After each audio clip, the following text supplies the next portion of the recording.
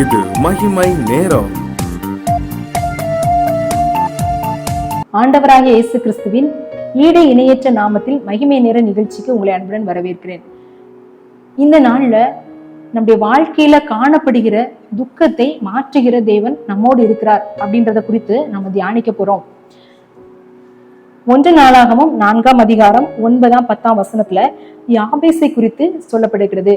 இந்த யாபேஸ் யார் அப்படின்னு பாத்தீங்க அப்படின்னா, அவனுடைய தாய் அவளை பெற்றெடுக்கும் போது துக்கமா இருந்ததுனால துக்கத்தின் மகன் அப்படின்ற அர்த்தம் கொள்ளும் யாபேஸ் அப்படின்ற பெயரை அவளுக்கு கொடுக்குறான்.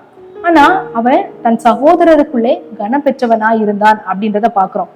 எப்படி அவன் கனம் பெற்றவனாய் மாறினா அப்படின்னு நம்ம 2 வசனத்துலதான் அவனை குறித்து சொல்லப்பட்டிருக்கிறது. ஆனா எப்படி அவன் கனம் பெற்றவனா மாறினா அப்படின்னா, அவன் அந்த துக்கத்தை குறித்து அவன் என்ன செய்யல, நினைக்கவே இல்லை. தாய் என்னை பெற்றெடுக்கும் போது துக்கத்தோடு பெற்றாள், ஆனா நான் துக்கமா இருக்கணும் அப்படின்றது அவசியமே இல்லை அப்படின்றது அவனுடைய மனதுல ஆழமா பதிஞ்சிருக்கலாம்.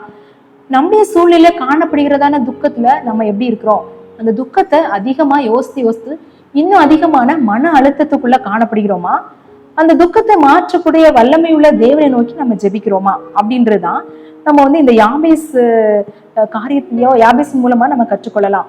அவன் எப்படி தன் ஜனத்தின் சகோதரருக்குள்ள கனப்பெற்றவனா, ஜனத்துல வாழ்ற இடத்துல சகோதரருக்குள்ள கனப்பெற்றவனா காணப்பட்டான் அப்படின்னா, அடுத்த வசனம் 10ஆம் வசனம் சொல்கிறது, தேவரீர் என்னை ஆசீர்வதித்து என் எல்லையை பெரிதாக்கி தீங்கு என்னை துக்கப்படுத்தாதபடி இதற்கு என்னை விலக்கி காத்துருங்க அப்படின்னு அவன் ஒரு ரொம்ப பவர்ஃபுல்லான ஒரு நல்ல கருத்தான ஒரு ஜெபத்தை அவன் செய்யறான்.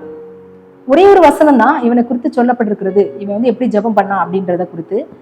அவன் நான் துக்கத்தின் மகன் தான், ஆனா இந்த துக்கம் என்ன செய்யக்கூடாது, இந்த தீங்கு என்ன துக்கப்படுத்தக்கூடாது, நான் துக்கமா இருக்கக்கூடாது, நீங்க என்ன ஆசீர்வதிக்கணும், என் எல்லையை பெரிதாக்கணும், தீங்கு என்ன துக்கப்படுத்தக்கூடாது.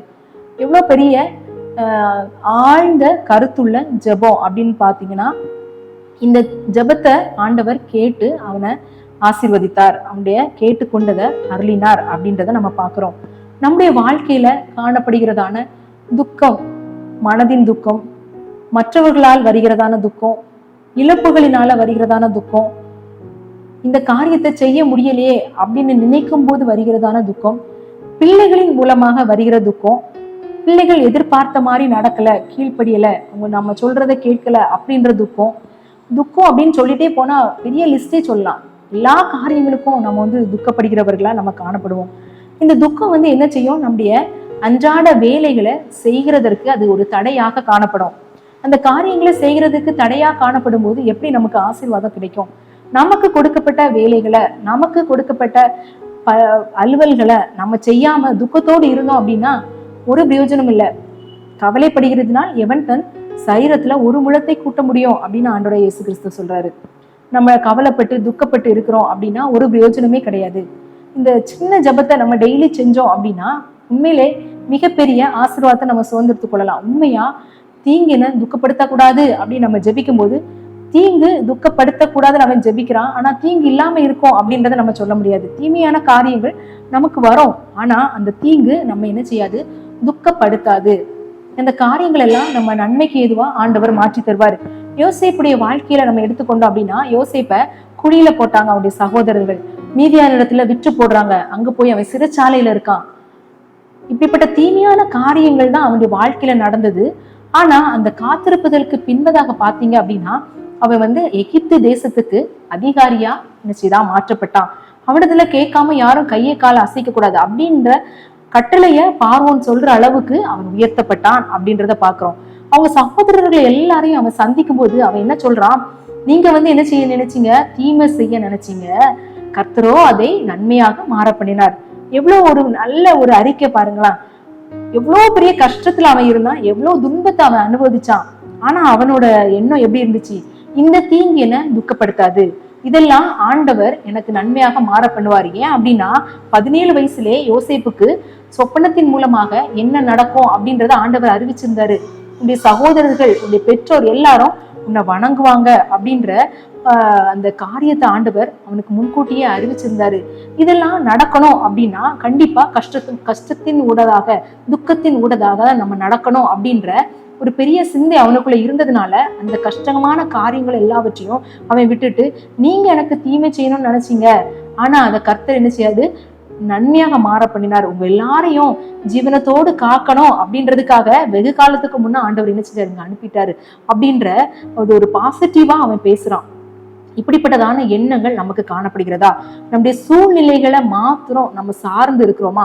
சூழ்நிலைகளையே நம்ம பேசி பேசி இன்னும் அதிகமா துக்கப்படுகிறவர்களாக, மன வேதனைக்குள்ளாகிறவர்களாக, நம்மளை சூழ்ந்திருக்கிறவர்களையும் வேதனைப்படுத்துகிறவர்களாக நம்ம காணப்படுகிறோமா அப்படின்றத நம்ம சிந்திக்கணும். இந்த யாபேஸ் துக்கத்தின் மகன். அவங்க அம்மா சொல்லியிருப்பாங்க, நீ துக்கத்தின் மகன், நீ உன்னை பெற்றெடுக்கும் போது நான் மிகுந்த துக்கமா இருந்தேன் அப்படின்றத அவனுக்கு கண்டிப்பா சொல்லியிருப்பாங்க.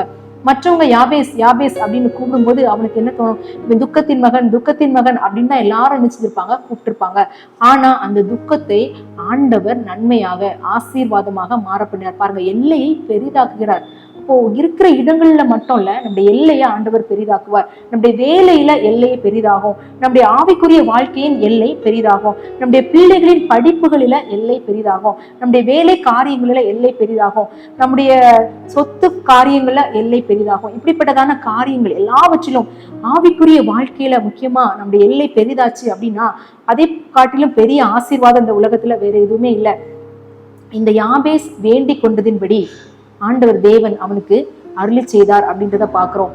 தினமும் இந்த ஜெபத்தை நம்ம செஞ்சோம் அப்படின்னா உண்மையிலே எந்த தீங்கான காரியம் நமக்கு நேரிட்டாலும், எந்த விதமான துக்கமான காரியங்கள் நமக்கு நேரிட்டாலும் அதை நம்ம சேதப்படுத்தாது, நம்மை ஆசீர்வதித்து ஆண்டவர் நம்மை பெருக பண்ணுகிற தேவனாய் அது மாற்றக்கூடிய ஒரு வல்லமையான ஜெபமாய் காணப்படும். இந்த யாபேசை போல நாமளும் ஆண்டுடைய சமூகத்துல அறிக்கையிட்டு நம்ம ஜெபிச்சு, ஆண்டவர் என்னுடைய வாழ்க்கை துக்கமாய் காணப்படுகிறது, நீங்க என்ன ஆசீர்வதிங்க அப்படின்னு நம்ம கேட்கலாமா?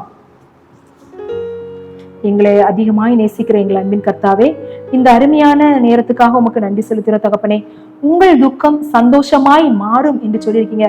இந்த கிறிஸ்துமஸ் காலங்கள்ல மற்றவர்களுக்கு நாங்க நற்செய்தியை இதோ எல்லா ஜனத்துக்கும் மிகுந்த சந்தோஷத்தை உண்டாகும் நற்செய்தியை உங்களுக்கு அறிவிக்கிறோம் அப்படின்னு சொல்லி நாங்க சொல்லுகிறவர்களாக மாத்திரம் இல்ல, எங்களுடைய துக்கம் சந்தோஷமாய் மாறக்கூடிய நாட்களாய் இந்த நாட்கள் காணணும். இந்த நாட்களை எங்களுக்கு ஆசீர்வதித்து தரணும் நாங்க ஜெபிக்கிறோம்.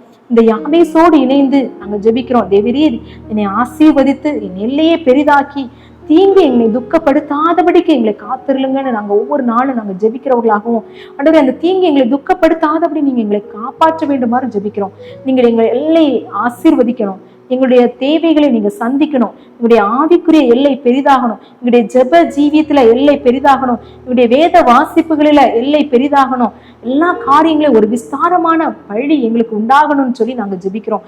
இந்த யாபேஸ் சகோதரருக்குள்ள கனப்பெற்றவனா இருந்தா எங்களுடைய வாழ்க்கையிலும் நாங்க மற்றவர்களை காட்டிலும் கனப்பெற்றவர்களாக உங்களுடைய ஆசீர்வாதத்தின்படி வாழுகிறவர்களாக தீங்கு எங்களை துக்கப்படுத்தாதபடிக்கு எங்களை பாதுகாத்தருள வேண்டுமாறு நாங்கள் ஜெபிக்கிறோம். எங்களை தாழ்த்துகிறோம், வெறுமையாக்கிறோம். துதி கன மகிமை உமக்கு செலுத்துகிறேன். இயேசுவின் மூலம் ஜெபம் கேளும் நல்ல பிதாவே, ஆமீன். தேவன் தாமே இந்த வார்த்தைகளை ஆசீர்வதிப்பாராக.